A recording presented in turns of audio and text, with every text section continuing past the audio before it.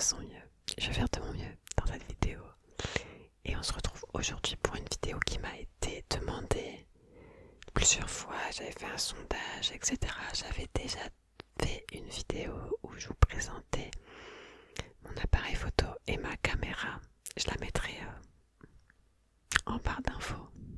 Oui, juste en bas là. Et si ça t'intéresse. Et aujourd'hui, déjà j'ai hyper du mal à parler aujourd'hui. Là, je suis fatiguée. Mais aujourd'hui, on se retrouve dans cette vidéo où je vais te présenter la photographie un peu pour les débutants. Parler de quelques réglages principaux. Vous montrer mon appareil photo, un peu la photographie dans ma vie un petit peu.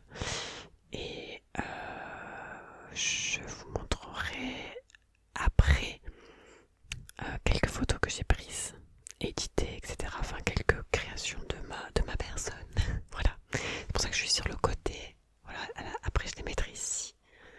Mais bon, c'est plutôt pas mal comme ça. Voici mes rideaux. Bref, on s'en fout. Alors, je pense dans un premier temps, je vais vous remontrer mon appareil photo. Donc, déjà, j'ai une sacoche d'appareil photo que j'ai depuis... J'ai acheté mon appareil photo quand j'étais en troisième, quand j'avais 14 ans. J'ai 25 ans, donc ça doit faire 11, bientôt 12 ans que j'ai l'appareil photo. C'était en quatrième ou troisième que je me suis acheté, avec l'argent que j'avais mis de côté, de tous mes Noëls, anniversaires, etc. Donc ça c'est ma sacoche qui est mes cheveux, qui est assez utile parce qu'elle s'ouvre sur le côté et du coup c'est pratique quand on l'a en bandoulière, etc. Donc je vais ouvrir.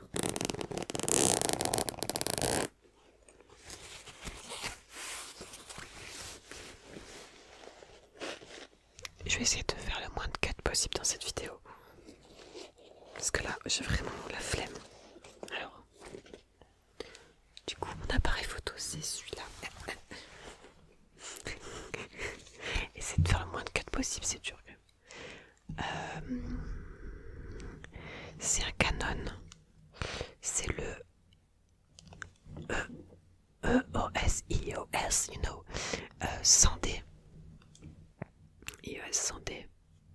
Canon, c'est le plus petit boîtier qu'ils avaient fait en compact, vraiment très petit boîtier qui est polyvalent. C'était le plus petit boîtier de la gamme réflexe de Canon. Voilà, il faut savoir que maintenant Canon a refait une nouvelle gamme d'appareils photo, donc de boîtiers et objectifs, mais bien sûr ils ne sont pas du tout compatibles avec l'ancienne gamme.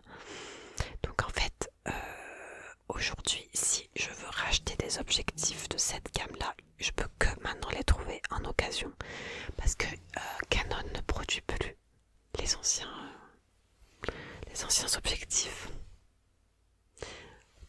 Vraiment c'est le seum, c'est vraiment le seum parce que c'est chiant parce que du coup aujourd'hui soit tu trouves en occasion, il y a encore genre la Fnac qui vendent quelques trucs en occasion et des magasins en occasion. Sinon tu dois, si tu veux des nouveaux objectifs ou du nouveau matériel, il faut taper dans la nouvelle gamme et c'est-à-dire tout racheter, genre le boîtier et l'objectif.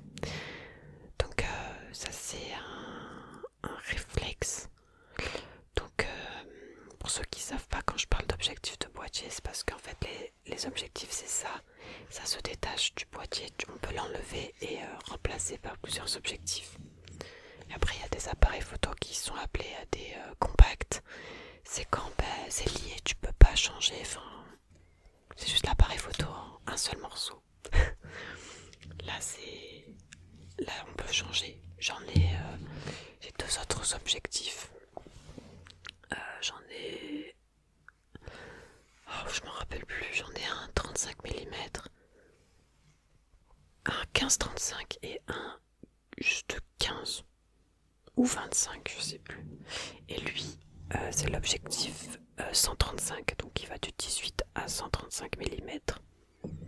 Donc voilà, c'est une question de zoom. Plus il y a de millimètres, plus il y a du zoom. En fait, là, le millimètre, c'est...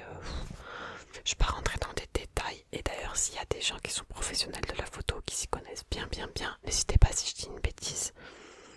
Ou même si vous voulez donner des infos aux autres personnes. Voilà, les millimètres, c'est une histoire de distance à l'intérieur de l'appareil photo, de la focale. Et du coup, plus c'est grand, plus on peut avoir des objets et des personnes loin. Du coup, les très gros objectifs que l'on peut voir des fois, qui font la taille du bras, c'est des objectifs souvent pour des photographes animaliers qui prennent des animaux très loin ou des choses loin, ou également quand on voit sur les terrains de foot avec les photographes sportifs, ils ont aussi des très gros objectifs. Voilà. J'allais dire, c'est pas la taille qui compte. C'est vrai que c'est très impressionnant les appareils photo avec de très gros objectifs. On se dit que waouh, c'est forcément des très bons appareils photo. Alors oui, il y a des boîtiers qui sont très gros et du coup qui ont des meilleures qualités, etc. Mais moi, genre avec un petit truc comme ça qui est extrêmement ridicule quand je suis à côté de photographes professionnels, etc. On peut quand même réussir à faire de très belles photos quand on commence à dompter le mode manuel, qu'on commence à prendre des photos manuellement, et aussi à, si ça te plaît ou pas, d'éditer les photos sur l'ordinateur. C'est-à-dire, une fois que tu as pris ta photo, tu peux la mettre sur l'ordinateur pour... alors je dis pas retoucher, je dis éditer, parce qu'éditer pour moi c'est la colorimétrie, les couleurs, alors que retoucher, les gens ils pensent directement, de manière générale ils pensent à la retouche photo du style retoucher les gens ou enlever des trucs gênants sur la photo, genre à l'arrière-plan, etc. Moi je fais pas ce genre de retouche, du coup je dis éditer. Voilà, en fonction de la colorimétrie, si je trouve qu'elle était trop claire, je modifie, voilà. Ce genre de choses en édition ne peut pas se faire sur des formats de photos JPEG. C'est un réglage dans l'appareil photo. Il faut que les photos soient un format RAW. Ça s'écrit R-A-W. Et du coup, c'est pas un format JPEG. Parce que après, sur les formats JPEG, par exemple sur Instagram, etc., quand on modifie les trucs, ça modifie sur la photo globale. Alors que sur le format RAW, le RAW, c'est un peu toutes les informations de la photo, c'est un peu sa carte, toutes les informations. Et ça modifie plus finement et plus ciblé. Et de toute façon, les logiciels d'édition de photos ne prennent pas les formats JPEG. Voilà. On met les formats RAW et après on les exporte et ça fait une image JPEG. Ouais. Merci Pauline pour l'explication hyper longue et hyper chiante. C'est pas grave, si vous êtes toujours là, c'est bien. Donc, moi voilà, c'est assez classique, un petit boîtier. Voilà. Avec 135, il y a un peu de zoom, mais c'est pas non plus folichon. Donc là, attendez, là le zoom, il est là. Hop, voilà, donc maximum, je suis comme ça. Hop, si je vous ouvre. Voilà. Ça peut faire gros, impressionnant, mais en vrai c'est tout petit. Par rapport au marché de la photo, au monde de la photo professionnelle. Voilà. Mais comme je dis, c'est pas la taille de l'appareil photo. Il y a des petits appareils photo argentiques, etc. Enfin, il y a plein de styles de photos différents de toute façon. Il y a l'argentique, le numérique. Et donc en fonction de son style, les appareils sont pas pareils. Ça veut pas dire qu'on a un petit truc que ça va pas faire des bêtes de photos. Voilà, c'est pas l'appareil photo qui prend la photo, c'est le photographe qui a derrière aussi. Il faut le rappeler. Certes, il peut y avoir du matériel de plus ou moins bonne qualité, mais il faut savoir prendre une photo également. Donc, ce qui m'amène plutôt sur le mode manuel. Voilà, tous les appareils photo ont un mode automatique, intelligent, IA. Sur les iPhones, c'est IA, et en gros, tout ce qui est automatique,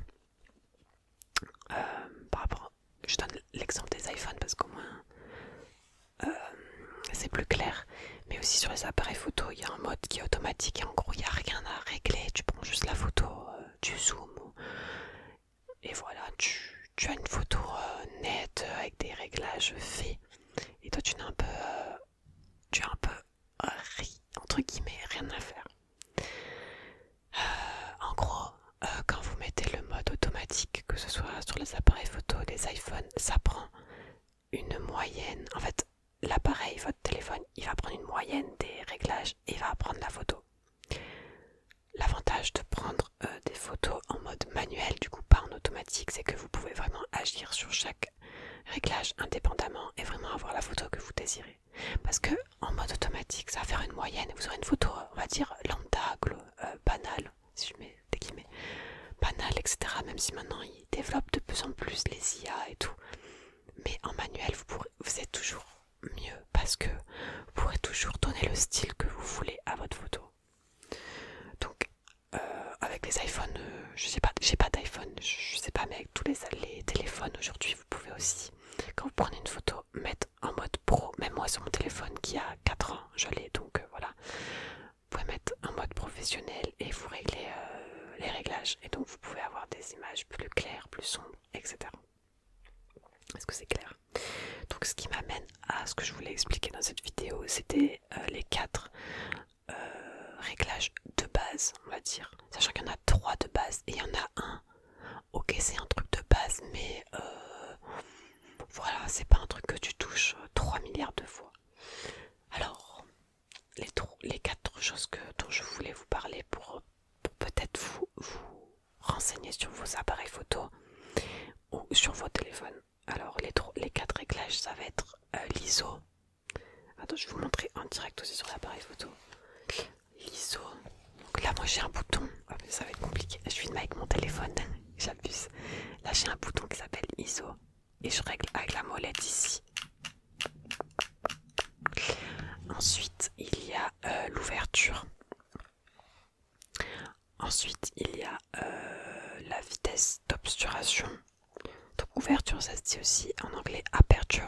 C'est pour ça qu'il y a des modes aussi pseudo-manuels entre l'automatique et le manuel qui fixent un réglage et qui vous permet de régler les autres. Au moins, vous vous embêtez pas avec un réglage en particulier. Et donc, ISO, ouverture, vitesse d'obturation et balance des blancs. Ça, c'est les 4 choses globales dans la photographie, on va dire les principales. Après, il y a d'autres réglages. Il y a toujours d'autres réglages, mais c'est moins important. Là, c'est vraiment les 4 de base. Donc, j'ai pris une toute petite feuille de notes parce que là, je suis fatiguée du coup de mémoire. En fait, maintenant, je le fais tellement automatiquement que des fois, expliquer des choses qui te paraissent banales, et c'est pas évident. Je sais pas si ça vous fait ça des fois, mais bref, du coup, l'ISO. On va commencer par l'ISO, même si pour moi, l'ISO, je la règle toujours en dernier. Des 3, donc ouais, d'abord je règle tout le temps la vitesse d'obturation. Je sais pas si c'est le bon ordre, je sais pas si les professionnels ils font comme ça, mais moi je règle d'abord la vitesse d'obturation et l'ouverture ensemble, et après si j'ai besoin, voilà, je règle l'ISO.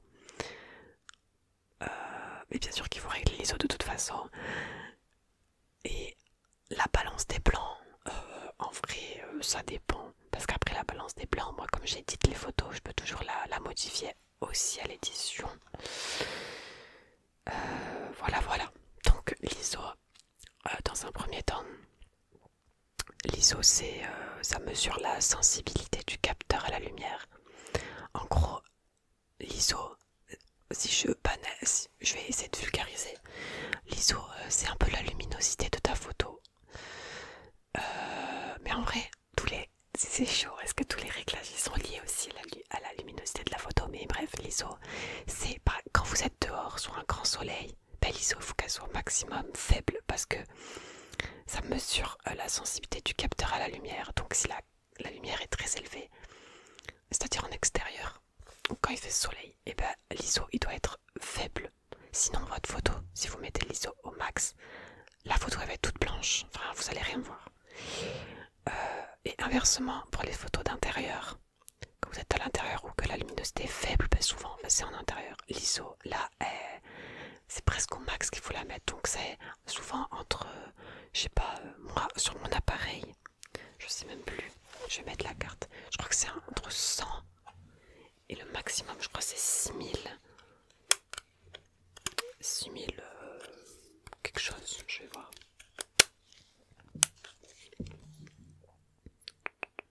Ouais, là c'est ma... Parce que je prends des photos en regardant dans... J'ai plus les mots là. Mais là c'est mon image que je vois avec tous les réglages. Là il y a l'ISO, là elle est à 100 l'ISO. Là le max, pour moi ISO, là c'est toutes les ISO différentes. Donc il y a 100, 200, 400, 800, 1600, 3200, 6400 et 12800. Ou sinon en auto. Voilà, on peut mettre l'ISO en auto, au moins on règle que les deux autres réglages et après l'ISO elle est en automatique. À part, si on trouve l'image trop claire, on peut la rebaisser. Ou si on trouve l'image trop sombre, on peut augmenter l'ISO. Donc voilà, plus vous allez mettre un ISO élevé, plus la photo elle sera claire et blanche. Donc ça va rajouter de la luminosité, donc en intérieur. Mais quand vous êtes en extérieur, l'ISO, il faut qu'elle soit au minimum. Donc moi je mets à 100. C'est le minimum. Ensuite, il y a l'ouverture, aperture. Donc l'ouverture, c'est comme son nom l'indique, c'est l'ouverture. Ça contrôle la quantité de lumière qui entre à travers l'objectif. Donc ça, c'est vraiment le truc contrôle la quantité de lumière qui entre à travers les différents... à travers l'objectif, pardon. Donc quand l'ouverture elle est grande, c'est-à-dire qu'il y a plus de lumière qui rentre. Voilà. Imaginez là c'est un trou et il y a de la lumière, plus l'ouverture elle est grande, plus la lumière elle rentre. Et plus l'ouverture elle est petite, moins il y a de l'ouverture qui rentre. Donc l'ouverture sur un appareil, c'est... moi je suis pas une douée avec les noms, mais c'est le F. C'est le F. Du coup, moi, je pense à focal. Je sais pas pourquoi. F. Ça doit être. Je sais pas si c'est pareil.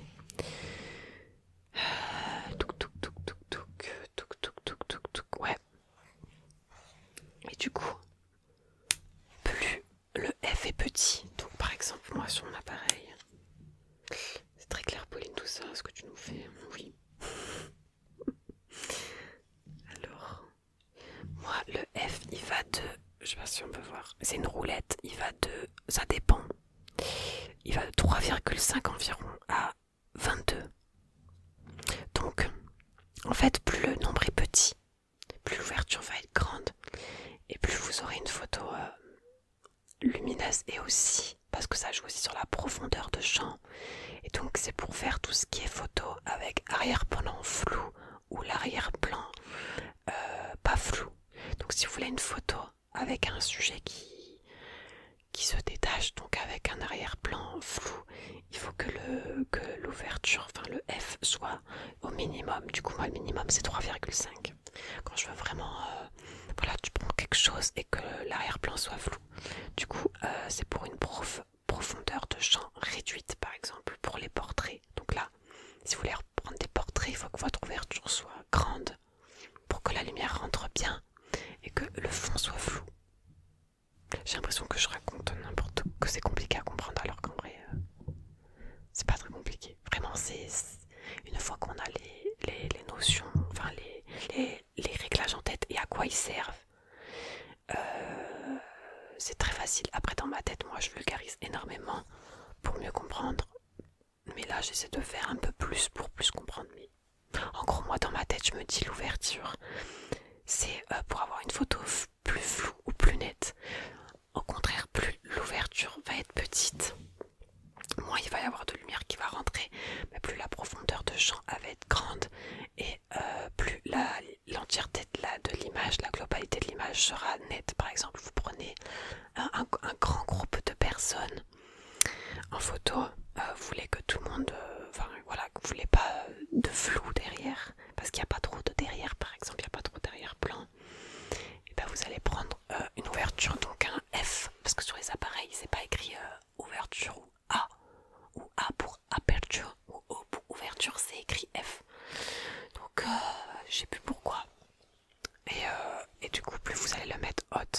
moi le maximum sur l'appareil photo c'est 22, mais jamais je vais à 22. Parce qu'après, forcément, vu que l'ouverture elle est plus petite avec une grande valeur, la photo elle est hyper sombre. Parce que comme on a dit, c'est la quantité de lumière qui traverse l'objectif. Du coup, des fois pour contrecarrer ça, comme on l'a vu avec l'ISO, on va mettre une ouverture, une petite ouverture. Donc c'est bizarre ce qu'on dit petite ouverture, mais c'est une grosse valeur. On va la mettre genre je sais pas moi à 16. Et la photo va être beaucoup plus sombre. Du coup, on va mettre un ISO plus élevé pour compenser ça par exemple. Enfin bref, en fait c'est 3 réglages. L'ISO, l'ouverture et la vitesse d'obturation, c'est 3 réglages qui se règlent ensemble. C'est une combinaison pour qu'ils aillent bien ensemble. Voilà.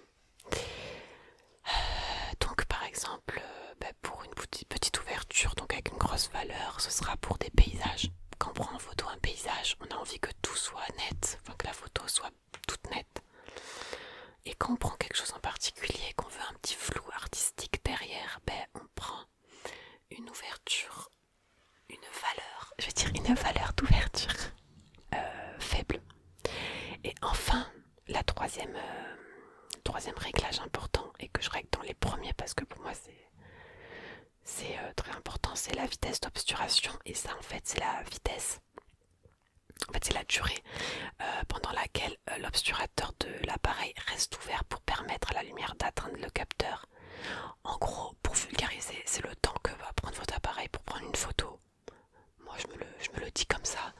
Et en gros, pour encore plus vulgariser, pour moi c'est le réglage qui règle la quantité de mouvement qu'il y a quand vous prenez une photo. Si vous prenez une photo de quelqu'un qui pose, quelqu'un qui est statique, si vous voulez prendre une photo de quelque chose de statique, paysage, quelqu'un qui pose un objet, quelque chose qui bouge pas, il n'y a pas de mouvement, votre vitesse d'obturation elle n'a pas besoin d'être élevée. Elle peut être moyenne, elle peut être normale. Donc moi normal pour moi c'est pour vous dire un peu les valeurs, ça va dans le très négatif en fraction, genre 1/16e ou je sais plus quoi, je sais plus. Parce que les petites valeurs je les utilise quasiment jamais parce que c'est pour des cas particuliers. Attendez, je vais vous dire ça. Alors moi ça va de... Ah ouais. Je crois que ça peut être le minimum. Donc le plus lent, ça peut être 30 secondes, j'ai l'impression. Genre une photo qui se prend en 30 secondes. Après, je sais pas. Et après c'était du 1/30. 1/40. Les valeurs elles sont à 1 sur quelque chose, c'est une fraction. Voilà, en fait c'est ça.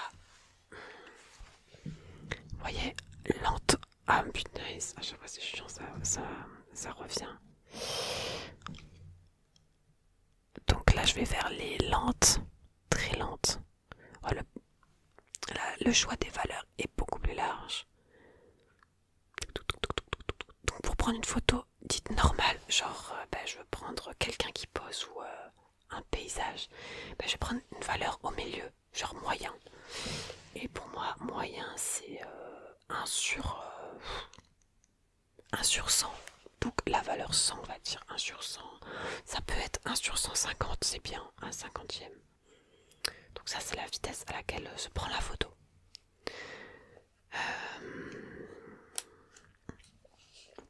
Du coup, si au contraire vous voulez prendre une photo de quelqu'un qui est en train de faire du sport, de quelqu'un qui est en train de courir, des animaux, des choses qui bougent quoi, des choses imprévisibles, et la vitesse d'obturation elle doit être plus rapide. Parce que si vous prenez une photo, en fait, si vous prenez une photo de quelque chose qui bouge comme ça, et que la photo elle est lente, clac, il va y avoir le mouvement, du coup la photo elle va être floue, d'accord? Donc il faut vraiment prendre une photo super rapide pour prendre juste l'instant et avoir le moins de flou possible. Après, si vous voulez un effet, les effets artistiques se font vraiment aussi avec ce réglage là, voilà. Tout ce qui est effet de lumière, effet artistique, de flou, de mouvement, se fait avec cette vitesse d'obturation. Donc quand on prend des photos sportives, là moi je mets 1 sur 600, 700, voilà, maximum je pense à peu près. Mais il faut savoir que du coup, forcément, quand vous mettez une vitesse d'obturation élevée, que vous prenez une photo de quelqu'un qui est en train de courir, quelque chose de rapide, ça peut être même par exemple le passage d'une voiture sur les grands prix, par exemple, la photo elle se prend tellement rapidement que forcément, plus une photo va se prendre rapidement, plus moins la quantité de lumière va pouvoir rentrer dans l'appareil photo vu que la photo s'est prise rapidement. Du coup, plus la photo va être sombre. D'accord? Donc, la vitesse d'obturation, c'est pareil. Plus vous augmentez la vitesse, plus la luminosité de votre photo va être faible et plus ça va être sombre votre photo. Du coup, il faut contrebalancer avec l'ISO et le reste, quoi. Donc, tout est un peu lié. En fait, chaque réglage est vraiment sur quelque chose. Genre, comme j'ai dit, la vitesse d'obturation, pour moi, c'est en fonction vraiment du mouvement qu'il y a, ou pour des effets de style que je vais parler juste après. Et l'ouverture, pour moi, c'est vraiment l'effet de je veux du flou en arrière-plan, ou je veux une photo totalement nette, donc paysage ou portrait. Et après, pour moi, c'est pour ça que je règle un peu l'ISO. Après, c'est pour contrebalancer, voilà. Par exemple, je sais pas, je donne un exemple, je suis en extérieur. Je veux prendre quelqu'un qui est en train de faire du sport, donc avec du mouvement. Je vais mettre une vitesse d'obturation vers 1,600, donc élevé. Je vais mettre une ouverture moyenne parce que j'ai pas vraiment envie d'avoir toute la photo nette, mais peut-être avec un arrière-plan flou, donc je peux mettre même j'ai plus à 5, le F5 par exemple. Et du coup, en contrebalançant le fait que déjà, en vrai, la l'ISO, ça va dépendre, il peut ne pas être très élevé parce que j'aurais mis peut-être une vitesse d'obturation élevée, mais vu que ma focale elle est pas très élevée, du coup qu'elle permet d'entrer la lumière, l'ISO je pense qu'il va être un peu moyen, genre 600. Ça dépend. Et ça dépend aussi de la luminosité extérieure. Ce qui est difficile, c'est que tout dépend de la luminosité aussi de quand on prend la photo. Donc voilà, il y a beaucoup de réglages à faire, il y a beaucoup de choses à penser, mais une fois qu'on trouve son réglage pour une session, c'est bien. Après, quand on est en extérieur, comme la lumière bouge, par exemple, c'est trop chiant quand ça passe de nuage à soleil, tu fais que changer tes réglages. Mais ça se gère facilement. Une fois qu'on a compris un peu ces trois réglages-là, on peut commencer à faire des choses pas mal, donner des effets, voilà, d'avoir des photos plus personnalisées. Et après, de les éditer oui ou non sur l'ordinateur qui permet de corriger les rendus finaux. Et ça c'est vraiment pas mal parce que des fois le rendu sur l'appareil photo quand on regarde et quand on regarde sur l'ordinateur c'est pas vraiment le même. Du coup c'est bien de pouvoir rééditer après, a posteriori. Et enfin le quatrième réglage que moi je règle, oui si je le règle mais c'est juste moins fréquent de le régler, enfin je le règle une fois et normalement ça suffit dans la journée, à part comme si ça passe de nuage à soleil. Mais si rien ne change, je le touche pas, c'est la balance des blancs. Ce mot, moi il me faisait trop peur, je comprenais pas ce que c'était la balance des blancs. J'étais là, mais c'est quoi ce terme? Mais en fait, tous les termes ils sont bizarres, mais quand on les explique de manière simple, je trouve que c'est plus facile à comprendre. La balance des blancs, en gros, c'est juste ajuster les couleurs pour qu'elles paraissent naturelles sous les différentes lumières. En gros, c'est juste un réglage sur l'appareil photo. Quand on est en plein soleil, on met le réglage plein soleil. Au moins, on a des couleurs qui paraissent plus naturelles. En gros, la balance des blancs, c'est jauger les blancs. je vous l'explique comment moi j'ai compris. Pour pas que ça fasse une photo trop chaude ou une photo trop froide. Vous voyez, il y a des... Là par exemple la vidéo, enfin, là je me vois, j'ai mis une couleur froide. Par exemple, là je vais régler, attendez, je vais vous montrer. Là c'est une couleur chaude. Là j'ai mis jaune la lumière, donc c'est une couleur chaude. Là c'est une couleur froide, c'est une couleur blanc. Et là c'est la couleur entre les deux. Donc l'idée de la balance des blancs, c'est que ta photo elle soit pas trop froide ou pas trop chaude et que du coup les couleurs ressortent plus comme les couleurs en réel. Mais ça, je trouve que la balance des blancs c'est un peu... Oui, c'est ok, d'accord, ce réglage, mais après ça c'est quelque chose qui se fait en édition pour mettre cet effet là de je veux une photo qui passe froide ou plus chaude, sachant que la mode, enfin beaucoup de gens font des photos dans les tons chauds, hein. Franchement les photos que ce soit les photos de mariage, la plupart des photos que je vois c'est toujours plus des tons chauds que des tons froids. Les tons froids ils sont un peu plus utilisés peut-être dans les photos de rue. Mais quand il y a des champs, quand il y a du soleil en extérieur, les tons sont plus dans le chaud. Mais l'idéal, en fait, la théorie de la balance des blancs, c'est que ce soit vraiment les couleurs de la vraie vie. Voilà. C'est juste un tout petit réglage. Un petit réglage sur l'appareil, en tout cas sur le mien. C'est pas très développé sur mon appareil photo. Je crois que sur mon Lumix, c'est pas non plus hyper clair. Pourtant, non, c'est pas sur celui-là. Sur mon Lumix, j'ai un bouton balance des blancs, mais en fait, c'est pas un réglage avec des valeurs comme on a vu sur les trois autres. C'est un réglage juste de scène. Genre, tu choisis, genre, il y a un nuage pour dire que c'est nuageux, il y a un soleil pour dire que c'est en plein soleil. Et après, il y a différents types de lumière artificielle. Et c'est à toi de sélectionner sous quelle lumière tu es pour que la balance des blancs soit plus proche de la réalité, en gros. Donc c'est pas une valeur à sélectionner. Voilà, du coup pour moi c'est pas un réglage très compliqué parce que les valeurs au début c'est compliqué parce que tu n'as aucune idée. En fait il faut juste faire plein de photos, tester, toucher un seul réglage et voir ce que ça fait et tester tous les différents réglages et voir la conséquence que ça fait en fait. Mais après, à force d'en faire, on connaît un peu nos réglages préférés, hein, ou nos réglages habituels. Et si vous regardez des comptes de photos de photographes, des fois ils mettent des photos sur leur Instagram et ils mettent 3 valeurs. En fait, c'est les réglages qu'ils mettent, c'est leur réglage. Et souvent, je crois que c'est vitesse d'obturation, ouverture et ISO, l'ordre des réglages. De toute façon, c'est assez simple à différencier. Parce que la vitesse d'obturation, ça va être 1 sur quelque chose. La valeur, l'ouverture, ça va être une petite valeur entre 3 et 22, on va dire. Et l'ISO, c'est tout le temps à partir de 100 jusqu'à... Il y en a, ça va jusqu'à peut-être 15 000, je sais pas. Je sais pas lesquels, mais en fonction des appareils photo.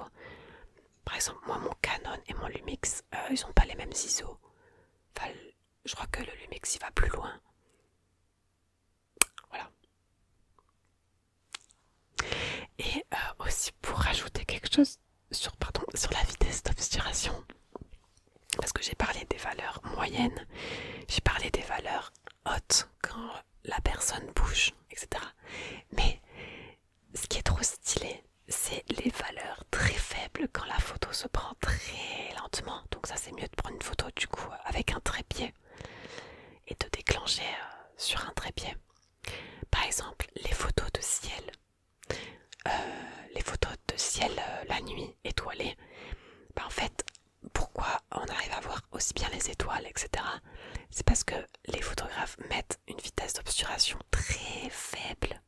Donc une photo qui se prend, ça fait... C'est trop bizarre quand tu prends la photo parce que ça fait... Clic, clic. Attends, je vais vous montrer en fait. Vous allez voir.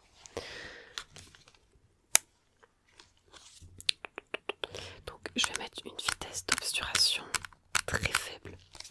Je vais enlever l'objectif pour faire genre.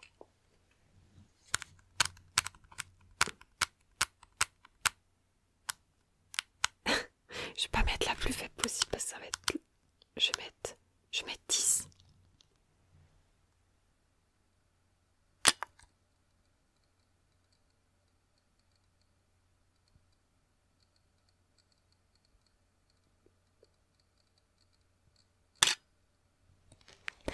Donc là, l'appareil a clairement pris une photo sur 10 secondes. Donc la photo, bah, c'est ma chambre, mais elle est hyper claire en fait, on voit quasiment rien. Parce que bah, plus la photo va se prendre longtemps, plus la quantité de lumière va rentrer dans le capteur. Du coup, pour prendre des étoiles en photo, il faut une vitesse d'obturation très faible pour que le capteur ait le temps de capter les lumières des étoiles. Et donc voilà, donc ça c'était une photo très lente. Après je vais vous montrer une photo en vitesse d'obturation normale. Donc ce qu'on peut utiliser par exemple pour prendre...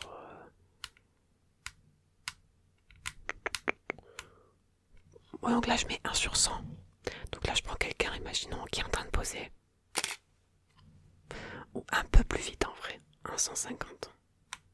125, j'aime bien 125. Ça c'est une photo, ok. Et maintenant je vais mettre une vitesse élevée. Donc quelqu'un qui fait du sport, je vais mettre 1 sur 1600, c'est énorme. Alors peut-être que vous voyez pas la différence au bruit, mais je vous jure que c'est beaucoup plus rapide. Voilà, voilà. J'aime bien parce que ça c'est vraiment quelque chose de stylé parce que j'avais pris des photos au bord de la route quand tu mets une vitesse d'obturation faible. La nuit, tu vois les phares de voiture, vu que la photo elle est lente et qu'il y a un mouvement, tu vois la traînée des phares. Ouais, c'est très stylé, on peut beaucoup s'amuser avec ce réglage là. Niveau artistique, lumière, mouvement, voilà, il y a beaucoup de choses à faire avec ce réglage. Même avec les deux autres réglages, mais pour moi l'ISO c'est une correction du reste. Pour moi l'ISO je la règle toujours en dernier, c'est une correction de luminosité sur mes deux autres réglages. Voilà, je sais pas si je dis n'importe quoi, s'il y a des gens qui sont pas d'accord, les professionnels ne me tapez pas. Mais voilà, en tout cas pour débutants amateurs, je m'en sors pas trop mal avec ce disque là dans ma tête et je trouve ça important de s'approprier les choses. Ok, du coup dans cette seconde partie de vidéo qui est déjà à 40 minutes sur mon téléphone, d'accord. Je vais vous montrer et je vais vous mettre ici des photos que j'ai prises. Donc je vais vous dire chaque fois si je les ai éditées ou pas. Donc la plupart, oui, je les ai éditées. Donc ça veut dire que je les ai pris en format RAW et je les ai mis sur un logiciel d'édition et de traitement photo. Je les ai éditées et je les ai exportées après en JPEG. Donc si je peux les afficher ici, c'est qu'elles sont en JPEG parce que les formats RAW, c'est pas des formats quoi, c'est pas des images, c'est juste des informations. Et donc on ne peut pas s'envoyer des RAW, on peut pas poster des RAW sur Instagram, vous voyez. Donc en fait ça c'est, pour information, c'est un réglage sur l'appareil photo. Dans vos réglages, vous pouvez choisir quand vous prenez une photo de l'enregistrer soit en JPEG. Après il y a plusieurs qualités possibles. Au niveau de termes de pixels, taille de l'image en gros, donc la précision, etc. Bref, donc vous pouvez soit l'enregistrer en JPEG, soit vous pouvez enregistrer toutes vos images en RAW. Mais si vous prenez que des photos en RAW, ça veut dire que vous êtes obligé de passer par un logiciel après pour pouvoir les sortir en JPEG. Ou sinon vous pouvez faire comme moi, faire le truc de la meuf flemmarde, etc. C'est de les enregistrer en JPEG et en RAW. Ça veut dire qu'une fois que je mets ma carte SD sur l'ordinateur, chaque photo je l'ai en 2 fois parce qu'il y a le format JPEG et le format RAW. Au moins si je veux utiliser directement une photo en JPEG parce que j'ai la flemme ou parce que je sais pas, en vrai je le fais plus trop, mais voilà, je les utilise, je les ai directement. Et au moins j'ai aussi le RAW si je veux, genre cette photo là je me dis oh celle-là j'ai envie de l'éditer, ben je vais le faire, voilà. Mais du coup cette technique, c'est pour moi c'est un peu le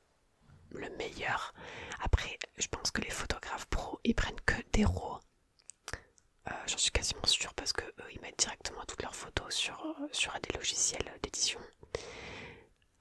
Mais du coup, faire JPEG plus RAW, vous vous doutez bien que ça prend plus de place sur la carte SD. Mais oui, parce qu'une image est enregistrée en 2 fois. Donc voilà. Mais on fait comme on peut. Moi pour l'instant je fais ça. Peut-être qu'un jour je ferai que du RAW. Voilà. Bon.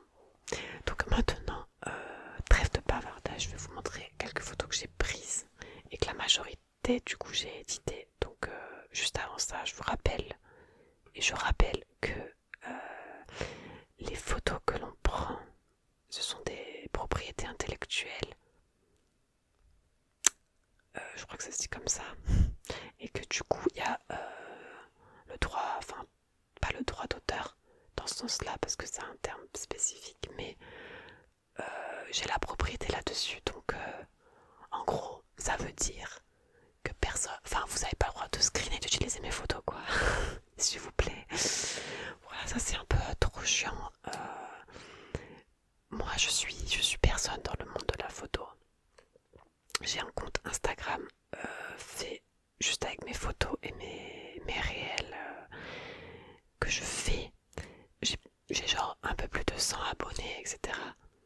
Mais ce qui est le plus chiant, même quand t'es personne, c'est les gens qui prennent des photos ou des extraits de tes vidéos et qui les postent sans te le dire ou sans te taguer. Alors ça, ah c'est dur. Au mois de janvier, j'ai fait quelques prestations. Enfin, c'était pas des prestations payantes. Hein. C'était pour moi avoir du contenu en échange de la gratuité de shooting, etc. Les gens savent pas. Voilà, moi je vous le dis. Voilà. La photographie et être vidéaste, ce sont des métiers.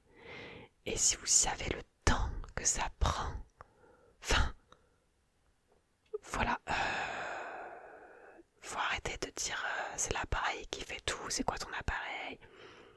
Voilà, moi, dites-vous, je fais de la photo, je fais de la vidéo et je fais du cheval. Donc moi, toutes les réflexions de ouais, c'est le cheval qui fait tout, c'est l'appareil qui fait tout, ah, ça m'énerve. Ah, j'en ai marre.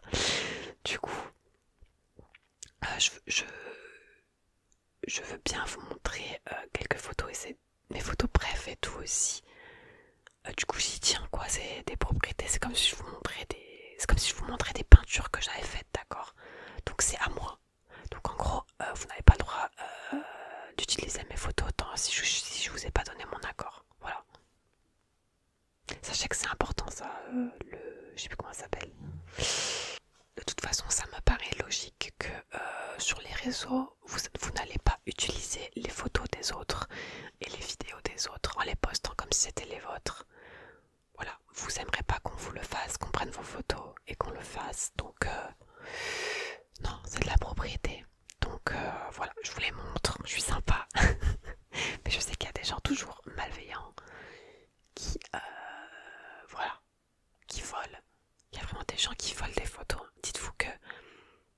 Dites-vous, et ça c'est réel, moi je suis sur des comptes Facebook de photos. Il y a des gens qui prennent des photos incroyables et des fois je vois des posts. Il y a une fille, elle avait fait un post en disant j'en ai marre, je prends des photos. Elle prend des super belles photos, son compte il est super. Elle dit il y a quelqu'un qui prend mes photos et qui les revend et qui les vend. Alors qu'elle, elle les poste juste pour se faire connaître. Et il y a des gens, ils sont tellement ingrats dans la vie qu'ils prennent le travail des autres. Parce qu'une photo, c'est un travail. Ouais, c'est une propriété intellectuelle. Voilà.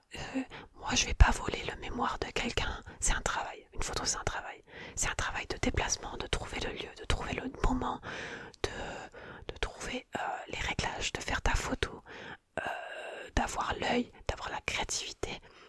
Après, de l'éditer à ta manière, comment tu as voulu la rendre la photo.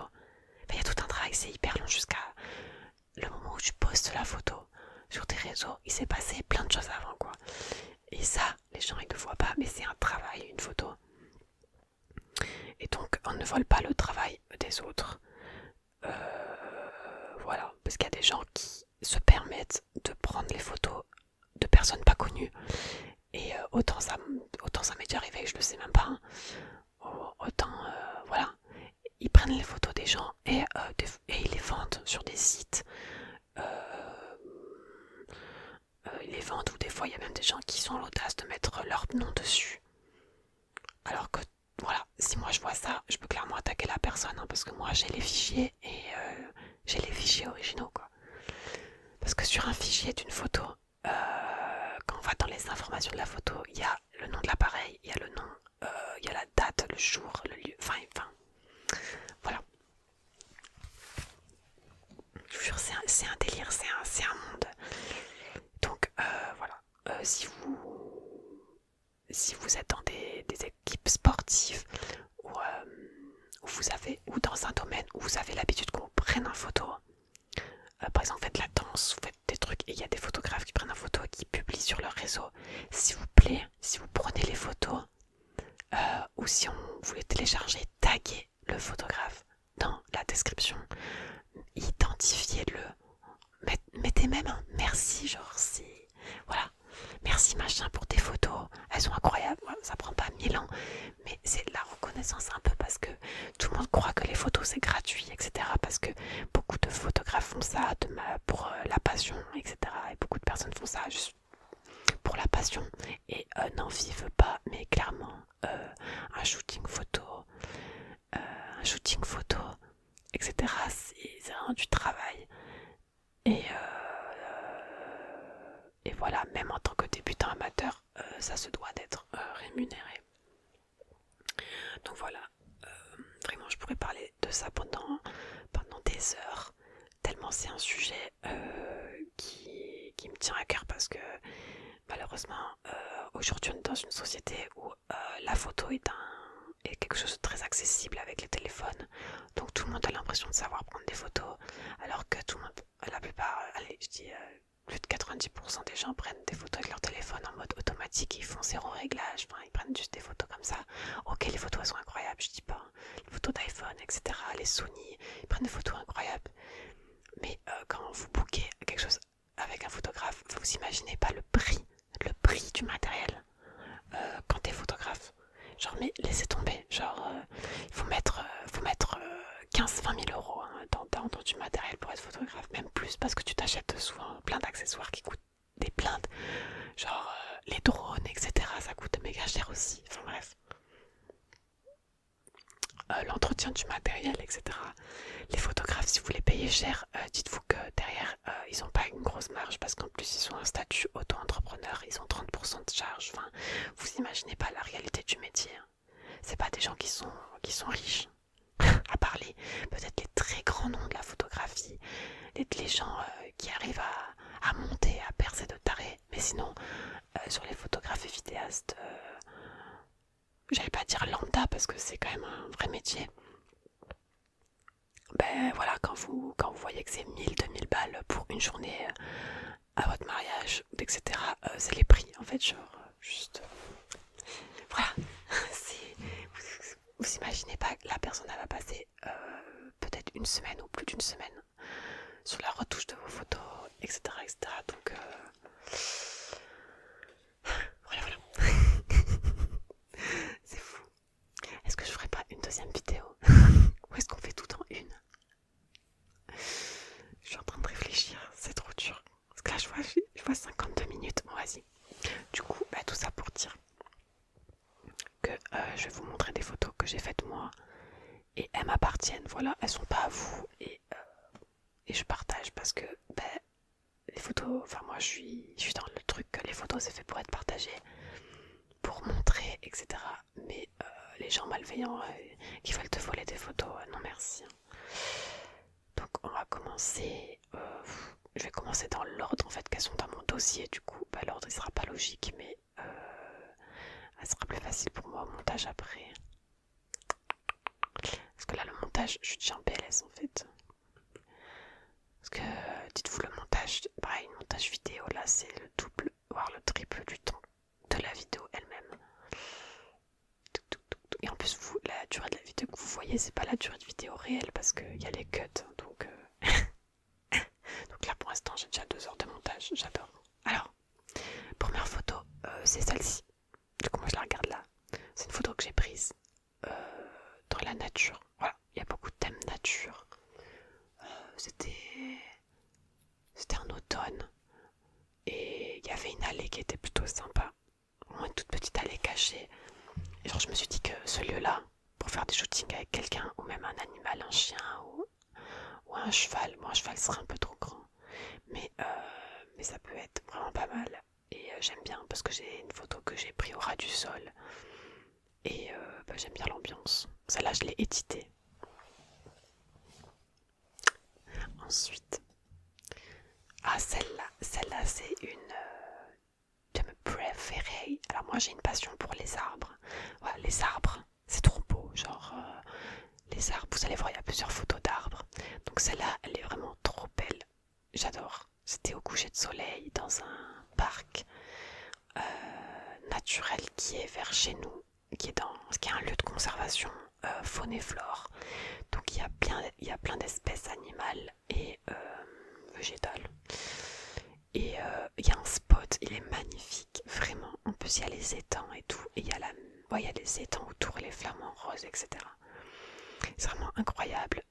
C'est un lieu que je connais très bien parce que j'allais quand j'étais petite. Enfin vraiment ici on a vraiment des beaux endroits dans le sud de nature.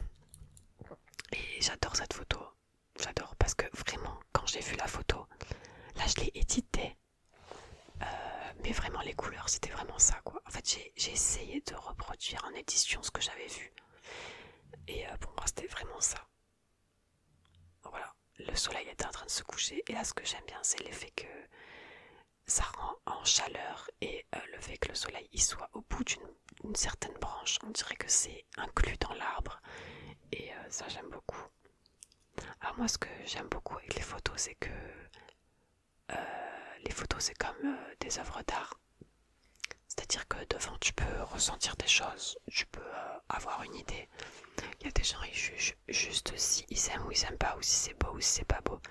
Mais des fois on peut construire des choses avec des photos, on peut transmettre des émotions avec des photos. Voilà. Qu'est-ce que ça vous évoque? Bah dites-moi. Dites-moi, vous me direz quelle est votre photo préférée. Si vous en avez une ou la photo que vous préférez, c'est pas forcément la plus belle pour vous, hein. C'est peut-être celle qui vous parle le plus. Enfin, bref, c'est très large. Ensuite, troisième photo, celle-ci. Bon, celle-ci je l'ai mise. Celle-là aussi je l'ai éditée. J'aimais bien. Là vous voyez que le premier plan il est flou. C'est un bateau comme ça, le lambda qui est échoué sur la rive. Qu'il a l'air d'être là depuis pas mal de temps. Et derrière il y a l'étang avec les flamants roses qui sont dans l'étang. Et c'était aussi le coucher de soleil, donc le ciel il est vraiment comme ça. Le ciel il est toujours dans des dingueries ici, de rose et tout, dans le sud et tout, c'est magnifique. Et là j'ai pas tellement modifié les couleurs que ça. Vraiment c'était très très joli. Voilà, je vous ai juste montré. Bon, cette photo je m'en fous un peu, mais j'aime bien. Du coup là c'est un autre angle de la photo juste avant avec le même bateau échoué. Et là c'est vraiment, j'ai essayé de reproduire comme la réalité. Même si la photo est un peu sombre, mais j'ai pas pu faire mieux. Voilà. Je voulais que. En fait, je m'attendais à un meilleur rendu, mais je suis quand même contente parce que j'ai réussi quand même à montrer que le ciel il était comme ça et ça se reflétait dans l'eau. Au premier plan, là, l'eau. Et ensuite, t'avais le ciel bleu au fond et l'eau bleue. Et ça, j'aime bien. Parce qu'on dirait que j'ai inventé un ciel alors que non, le ciel il était rend comme ça. Et là, on voit les flamants roses aussi. Nous, on est le pays du flamant rose, hein, ici. La Camargue, les étangs, Palavas, tout ça. Allez, photo suivante. Ah, celle-là. Je crois que celle-là, franchement, c'est une de mes préférées. Vraiment, vraiment. J'aime trop. Donc, Passion des arbres. Celle-là, je l'ai prise dans le même parc que celle d'avant. Et c'était le même coucher de soleil. Et le ciel, il était vraiment comme ça. C'est-à-dire que nous, on a des ciels comme ça le soir, quoi. En fait, il faudrait que je sorte tous les soirs. Moi, j'aime trop prendre les photos au coucher de soleil parce que quand on a des dégradés comme ça de couleurs, Alors j'ai édité la photo pour que les couleurs ressortent un peu plus. Parce que des fois on prend les photos et les couleurs ressortent, elles sont plus ternes ou on les voit mal. Et là, mais incroyable, genre c'est vraiment dégradé orange, jaune, vert, bleu, rose, violet, genre vraiment les couleurs de l'arc-en-ciel, clairement, clairement. Donc incroyable, vraiment j'aime trop cette photo. Le fait que l'arbre il ait pas de feuilles et tout, j'aime trop. Bon, c'était en... Je sais plus quand c'était que j'ai pris cette photo. Kiki. Ensuite, alors, je suis allée à la manif, à la journée internationale des droits de la femme, you know. Du coup, j'ai pris des photos dans la manif. Donc, c'est pas une journée, c'est pas la journée de la femme, hein, je rappelle. C'est la journée où on manifeste dans les rues pour l'égalité homme-femme, d'accord. Et du coup, j'ai pris des photos parce que vraiment, c'était incroyable. Vraiment, c'était fort en émotion. Et il y a des photos que j'aime beaucoup. Celle-là, j'aime trop. Alors la dame, elle a une pancarte où il y a écrit patriarcat, tu nous voles, tu nous violes, tu nous tues. J'aime beaucoup parce que j'aime beaucoup cette photo. Parce que la dame, on voit pas ses yeux. Genre j'aime trop. Alors moi j'aime beaucoup le noir et blanc aussi. Donc voilà, j'aime beaucoup cette photo. Bon, la tête du monsieur devant, je trouve ça bien parce que ça montre qu'il y a des hommes dans la manif. Et le sourire de la fille derrière aussi, j'aime beaucoup. Et vraiment, cette photo, j'aime trop parce que ça montre bien l'expression de la dame. Moi, je suis fan. Vraiment, là, je vous montre la plupart de mes photos que je vais vous montrer là. C'est photos de nature, paysage ou de gens que je connais pas. Parce que, bien évidemment, la majorité des photos que j'ai prises sont des gens que je connais, des trucs de mon entourage, etc. que je peux pas trop partager sur YouTube, d'accord. Du coup, là, je vous partage ce que je peux partager. Mais cette photo, j'aime trop. Vraiment, l'expression de la dame qui a l'air un peu énervée, etc. Sous sa casquette. J'aime trop. Avec son grain de beauté, là. Vraiment. Et le message sur la pancarte, il est réel. Donc, I love him. Alors, il y en a quelques autres de la manif parce que pour vous montrer un peu des photos de gens, sinon je vous aurais montré que des photos d'arbres. Donc voilà. Ensuite, il y a celle-là en couleur. Alors j'aimais trop parce qu'il y avait une bande de filles, elles avaient vraiment des pancartes trop belles. Donc là, il y a écrit « On n'est pas des extrémistes, on veut juste l'égalité ». Et là, c'était vraiment des filles de mon âge. Voilà. Donc c'est à Montpellier, hein, pour ceux qui ne savent pas. Incroyable. Juste à côté, il y avait une pancarte. Là, c'est un peu coupé, mais il y avait écrit hystérique barré en 2 fois. Et en dessous, du coup, elle avait écrit historique. Et l'autre qui est juste devant, où on voit un peu, il y avait écrit mes désirs font désordre. Et la meuf qui portait cette pancarte était incroyable. J'ai pris une photo d'elle, juste avec cette pancarte. Elle est aussi incroyable, mais là, je l'ai pas mise. Bon, bref. Cette photo, et j'aime bien. J'aime beaucoup. J'aime beaucoup cette photo aussi. Voilà. Je peux pas dire d'autre chose. J'aime le message, j'aime tout. J'aime qu'elle le porte à portée de bras comme ça. Bref. C'est très intéressant de prendre les gens dans les manifs. Ensuite, il y avait celle-ci aussi, j'aime beaucoup. Il y a écrit « Maman, t'inquiète, aujourd'hui je ne marche pas seule dans la rue ». Celle-là, j'aime beaucoup la photo parce que j'aime beaucoup les couleurs. Donc là, on est sur la place de la Comédie à Montpellier. Derrière, on voit l'opéra. Pour ceux qui se repèrent. Et j'aime beaucoup aussi la photo parce qu'en fait, on voit pas le visage de la dame. Et on voit aussi le visage d'un homme qui est dans la manif aussi. Et j'aime beaucoup ce message parce que ça m'a vraiment percuté aussi. Genre, du fait que aujourd'hui, je ne marche pas seule dans la rue. Parce qu'elle est en manif justement contre le fait qu'on ne peut pas marcher seul dans la rue. Enfin voilà, j'aime beaucoup. Il y a vraiment une réflexion dans cette phrase. Et j'aime bien. J'aime bien les couleurs de cette photo. Ça tourne autour du orange jaune. Et derrière, il y a l'opéra qui est dans les mêmes tons. Ouais, j'ai édité aussi cette photo. Ensuite, il y a celle-ci. Alors celle-là, elle est puissante. C'était un discours pareil le même jour lors de la manif. Là, on a une ligne de femmes. Donc elles étaient 1, 2, 3, 4, 5. Parce qu'il y en a une qui est derrière. Il y en avait 5 femmes. Elles avaient toutes des photos de femmes mutilées qui sont à Gaza. Tout ce qui se passe avec la Palestine et le génocide et la situation des femmes dans le monde en fait, et pas que les femmes en France, parce que le féminisme c'est défendre le droit des femmes au niveau mondial. Et cette photo je la trouve vraiment très puissante. En fait c'était une fille, une femme, une fille, mais une femme qui faisait un discours. Il y a eu plusieurs discours justement sur le soutien et la dénonciation des situations des femmes à Gaza, etc. Sur les conditions. Là, on voit très bien devant une photo d'une femme qui est pseudo-hospitalisée, qu'on a dû couper une jambe. Bref, en fait, elle connaissait l'histoire de témoins qui il y a des femmes qui leur ont raconté leurs histoires. Et elle allait transmettre en fait. Et il y avait un micro sur la comédie, il y a eu plusieurs discours. Vraiment, c'était poignant et c'était vraiment bien fait. Il y avait des mises en scène pour percuter les gens. Voilà. Après, le seul regret que j'ai, c'est que elles font des discours devant que des gens qui sont déjà dans la cause et déjà touchés par ça.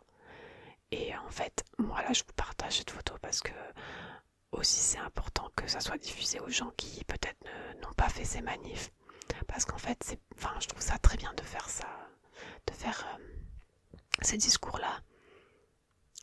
Mais voilà, les personnes qui assistaient au discours, c'était les personnes de la manif, donc on est déjà d'accord sur ce fait-là. Et donc pour moi, il faudrait que ces discours soient plus entendus au niveau national. Et donc c'était très intéressant.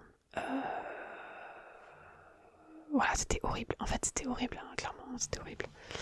Et j'aime trop cette photo parce que j'ai pris vraiment ce moment où on voit surtout la femme qui est tout à droite. Vraiment, elle était... ça se sent en fait l'émotion qu'elle ressent. Elle est désespérée, elle est peinée, elle est dans la tristesse. Dans cette injustice-là, on voit des femmes, la situation des femmes, des enfants, dans le monde quoi. C'est horrible. C'est horrible, c'est horrible. Genre des femmes qui galèrent, elles parlaient des situations d'accouchement, les situations... même pour les règles, il y a beaucoup eu ça. Comme quoi il y avait des femmes qui ont dû faire des choses dégueulasses avec aucune hygiène. Et ça parlait beaucoup de ça, de l'hygiène de ces femmes. Au niveau des règles surtout. Qui ont dû utiliser des vêtements de gens morts pour leurs règles, etc. Enfin vraiment c'était vraiment très poignant.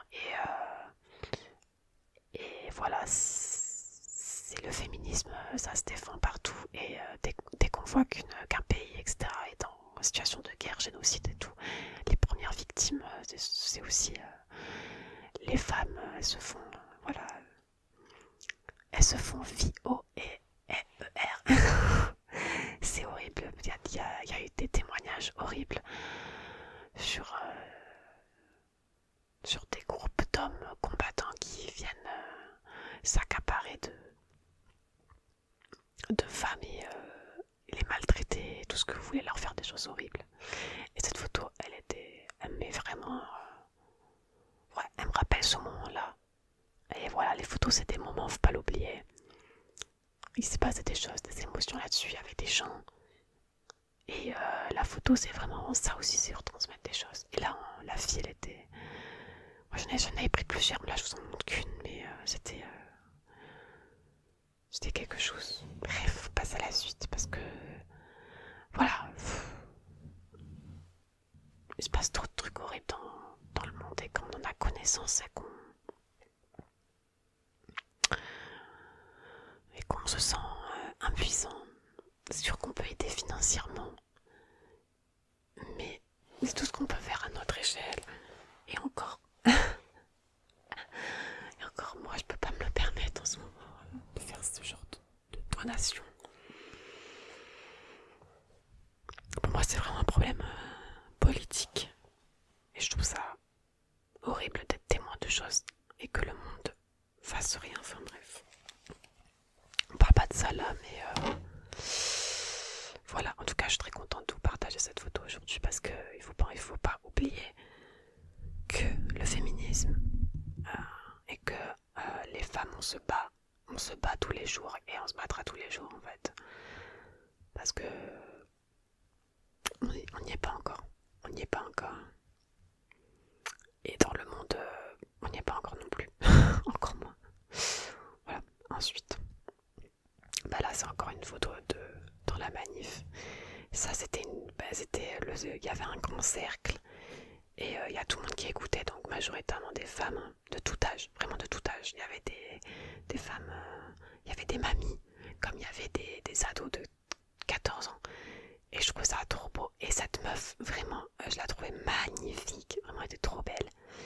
Et du coup, je l'ai pris un peu en photo en catimini. En scred. Vraiment, elle était incroyable. Genre, je sais pas, genre, pour moi, c'était la femme forte, la femme indépendante. Vraiment, elle me rappelle ça. En plus, avec son petit brassard sur le bras, on dirait vraiment quelqu'un qui est en guerre en révolution, dans une lutte.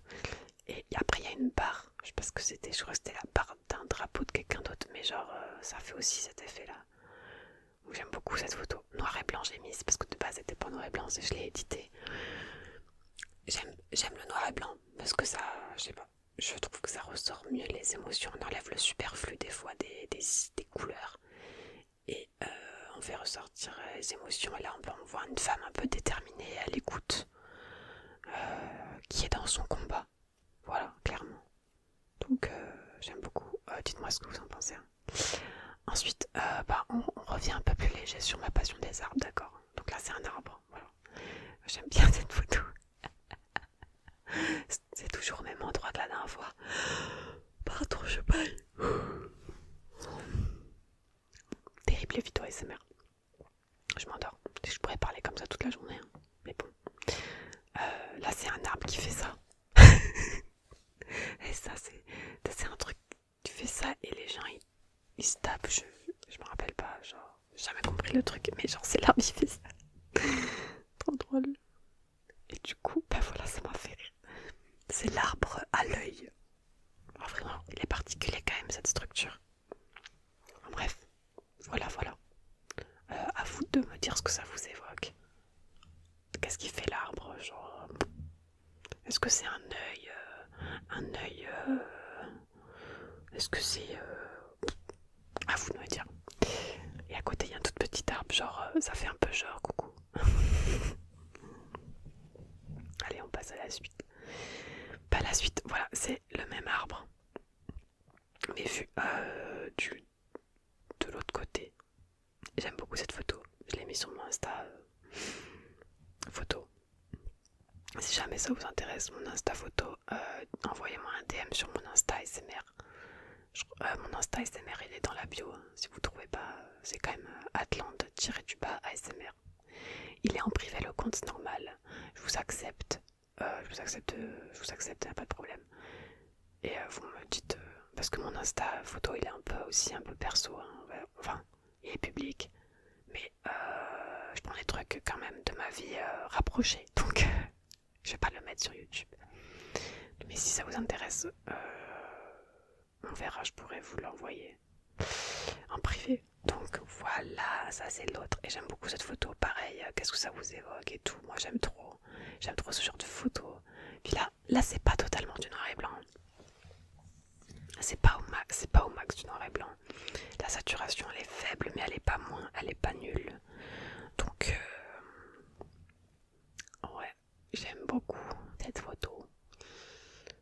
Voilà, ça peut évoquer plein de choses. Ensuite, ça m'a fait rire. Ça c'est aussi dans le parc naturel. Parce que là-bas il y a des cigognes. Et j'aime beaucoup cette photo. Genre elle rend mieux sur mon ordi.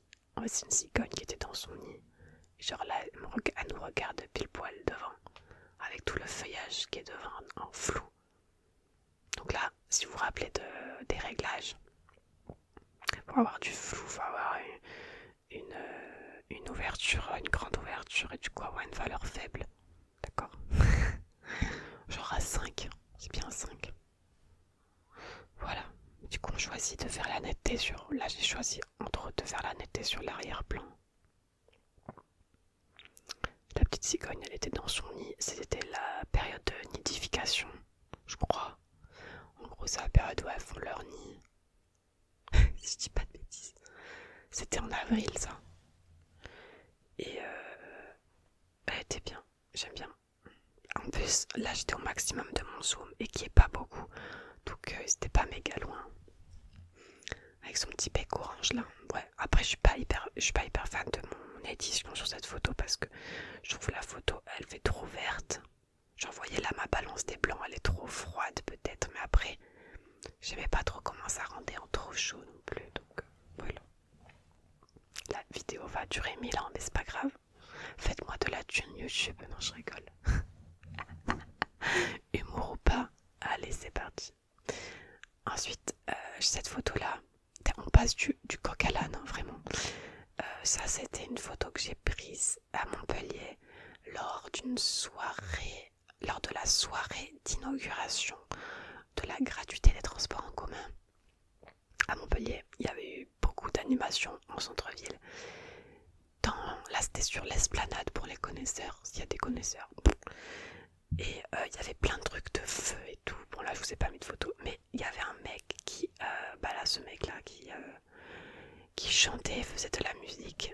Et vraiment son setup était incroyable. J'étais là mais frère, donne-moi ton setup pour les vidéos ASMR en fait. Genre vous imaginez je fais le même setup, ce serait incroyable. Donc ouais, j'aime beaucoup cette photo. Cette photo n'est pas éditée je crois. Oui elle n'est pas éditée. Donc c'est à dire que là c'est la photo brute que vous voyez. C'est-à-dire que je ne l'ai pas mis sur l'ordinateur en faisant des modifications de couleurs. Là, c'est vraiment la photo pure. Donc, ma foi, elle me suffisait comme ça, franchement. Du coup, elle est très belle. Donc, le monsieur, il faisait de la guitare, il chantait et en même temps, il avait un petit clavier à côté où il faisait aussi du clavier. Et au niveau du cadre, je ne sais pas si vous voyez à gauche sur le cadre, il y avait un harmonica où des fois, il le dépliait et il faisait de l'harmonica. Genre, le mec, il pouvait jouer presque trois instruments en même temps. Genre, c'est un fou. Voilà, j'aime trop j'aime beaucoup cette photo. Ouais, moi j'aime beaucoup prendre les gens en gros plan, j'avoue. Et j'aime beaucoup cette photo parce que je la trouve poétique, je sais pas, je la trouve très belle. Là pour le coup, c'est une photo que je trouve belle. Elle me renvoie pas trop d'émotions à part peut-être la concentration et la beauté du truc. Genre la pureté. Genre la simplicité quoi. Deux, trois petites LED. Un petit cadre avec de la végétation et le mec il s'est créé un cadre à lui-même à sa tête et je trouvais ça tellement ingénieux genre enfin, en plus le cadre autour était trop beau parce qu'autour de lui il avait une espèce de grosse coupole, je sais plus comment ça s'appelle, c'est comme dans les mariages et pareil il y avait plein de LED, c'était le soir, la nuit et incroyable, franchement trop contente de cette photo. Ensuite j'ai celle-ci.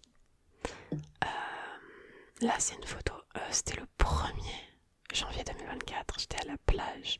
Il y avait vraiment, là on peut voir tout le monde qui est à la plage. Le 1er janvier, les gens ils se disent on va se faire une petite balade de santé.